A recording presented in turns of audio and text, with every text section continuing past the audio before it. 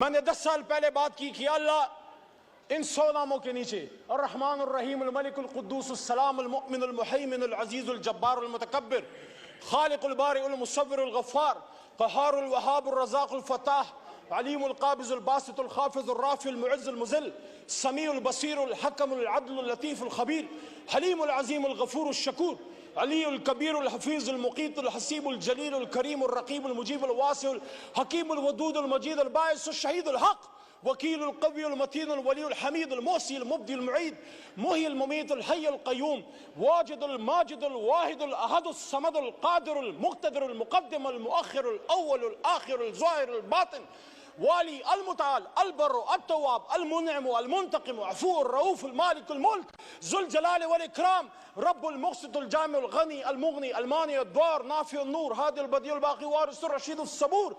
اللہ کے 100 ناموں کے نیچے ہم سب اس بات کا عہد کرتے ہیں, آپ ہو یا ہم ہو, ہم اس بات کا عہد کرتے ہیں یہ پاکستان ہماری ماں ہے, اپنی ماں سے زیادہ اس پاک سرزمین کے وفادار رہیں گے. اور اس کے بعد قائد اعظم بیرسٹر محمد علی جناح نے جو باتیں کی تھی, میرے بڑے بھائی تارڑ صاحب بیٹھے ہیں, لاء میں میرے سینئر ہیں, قابل احترام ہیں, اگر ہم ان کی گفتگو پہ جاتے, ان کے فرمودات پہ جاتے, یقین کیجئے پاکستان آج سپر پاور ہوتا. اور یہ بنے گا, اور یہ بنے گا جس طرح صوفی محمد برکت علی صاحب فرمایا کرتے تھے.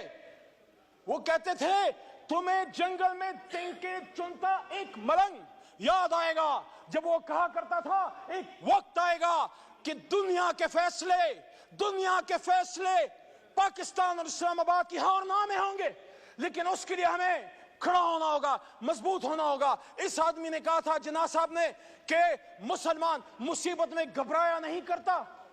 تو پھر انہوں نے آپ کو آگے کی ڈائریکشن بھی دی, حکومت کیسے کرنی ہے, فائنانس کیسے چلانا ہے, لاء منسٹری کا کیا کام ہے, بیوروکریسی نے کیا کرنا ہے, آرمڈ فورسز نے, جس کو ہم اسٹیبلشمنٹ کہتے ہیں, آرمڈ فورسز نے کیا کرنا ہے, سیاستدانوں نے کیا کرنا ہے.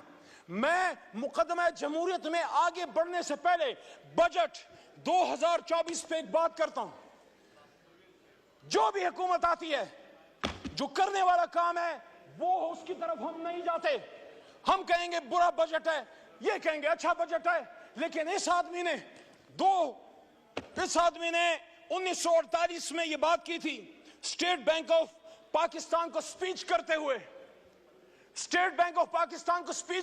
کہا تھا.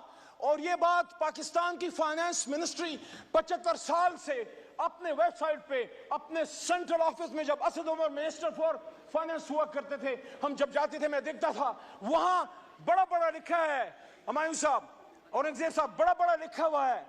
قائد اعظم نے سن 48 میں فرمایا, مفہوم ہے تقریباً, الفاظ ایسے ہی ہیں تقریباً, کہ I shall watch, state bank کو کہہ رہے ہیں کہ I shall watch with keenness the work of your research organization in devising the banking principle according to Islamic banking system. ایسا ہی ہے. اور اس میں وہ یہ بھی کہتے ہیں Honorable Finance Minister صاحب, کہ the Western economic system has given the world nothing but 2 world wars. تو انہوں نے ہمیں راستہ کیا دیا, راستہ یہ دیا کہ آؤ دنیا کو ربا فری, سود سے پاک معیشت دیں. مسلمانوں نے ہند نے جب پاکستان بنایا تھا لا الہ الا اللہ محمد رسول اللہ کے نام پہ, تو ہم نے دنیا کو جب ایک نئی ریاست دی, اللہ رسول کے نام پہ پہلی ریاست ہے اور شاید آخری ریاست, تو وہاں ہم نے دنیا کو اپنا اکنامک سسٹم دینا تھا. ہاں مشکل ہے, اور جیسا مشکل ہے, لیکن سفر, وہ جو نیلسن منڈیلا نے کہا تھا نا کہ journey of 1000 miles starts with a single step. Let's take that step today from the National Assembly of Pakistan, my learned brothers and sisters. دوسرا, قائد کی بات تو بڑی ایک انسان کی بات ہے. اللہ کیا کہتے ہیں, سورہ بقرہ آیت نمبر 276, الذين يأكلون الربا لا يقومون إلا كما يقوم الذي يتخبطه الشيطان من المس ذلك بأنهم قالوا إنما البيع مثل الربا وأحل الله البيع وحرم الربا فمن جاءه موعظة من ربه فانتهى فله ما سلف وأمره إلى الله ومن عاد فأولئك أصحاب النار هم فيها خالدون. مفہوم یہ ہے کہ جو لوگ سود کھاتے ہیں وہ اس جہان میں ایسے اٹھیں گے يتخبطه الشيطان من المس, جیسے ان کو if the evil has touched them.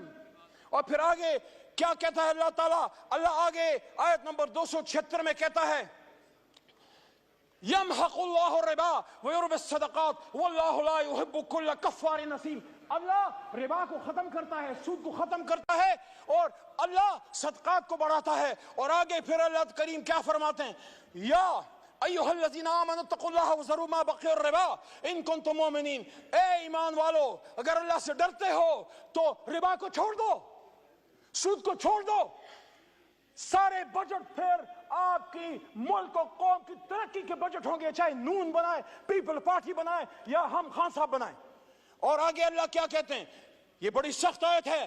Deputy speaker صاحب, مجھ میں جرت نہیں, آپ خود شاہ صاحب, آپ خود صاحب تصوف خاندان سے تعلق رکھتے ہیں, آپ میں بھی ہمت نہیں, ہم میں کسی میں ہمت نہیں. اللہ کہتے ہیں یا ایھا الذین آمنوا اتقوا اللہ وذروا ما بقی الربا ان کنتم مؤمنین فإن لم تفعلوا فاذنوا بحرب من اللہ ورسولہ وإن تبتم فلکم رؤوس اموالکم ولا تظلمون ولا تظلمون. اور جو کوئی سود کرے گا وہ اللہ رسول سے جنگ کرتا ہے. ہم میں ہمت اللہ رسول سے جنگ کرنے کی؟ 75 سال سے جنگ کر رہے ہیں, پھر کہہ رہے غربت کیوں ہے؟ میری بہن نے باتیں کی, شازیہ مری صاحبہ نے, میں ان کے بات کو سپورٹ کرتا ہوں. ایک ریاست اسلام, ریاست پاکستان ایک اسلامی ریاست میں صلاحیت ہونی چاہیے to take along the underprivileged people with you, the impoverished people with you, those people who need our support. ہر کوئی تو پیروں پہ کھڑا نہیں ہے, ہم نے ان کو اٹھانا ہے, سینے سے لگانا ہے. وہ مائیں جن کے بچے شہید ہو گئے, وہ بچے جو یتیم ہیں, وہ widows, what about them? ان کے لیے اس ریاست میں سینہ کھولنا ہے. لیکن مقدمہ جمہوریت میں پھر آگے بڑی امپورٹنٹ بات عیسائی نے پاکستان کی, اور وہ یہ ہے, بڑی بات ہوتی ہے کون سٹیٹ ہے, کون وارث ہے. The sovereignty of the state belongs to Almighty Allah.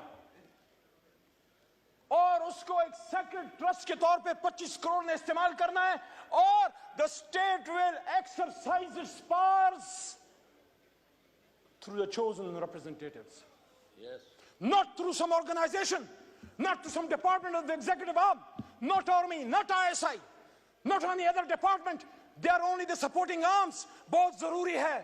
جس طرح ہاتھوں کے بغیر آپ اپاہج ہیں, اپنی آرم فورسز اور انٹیلیجنس ایجنسیز کے بغیر آپ کچھ نہیں کر سکتے. But who will decide the policies? میرے آنریبل لا منسٹر صاحب, ڈاکٹر صاحب, آپ سے بھی مخاطب ہوں, سب سے مخاطب ہوں. قائد نے کیا کہا 16 جون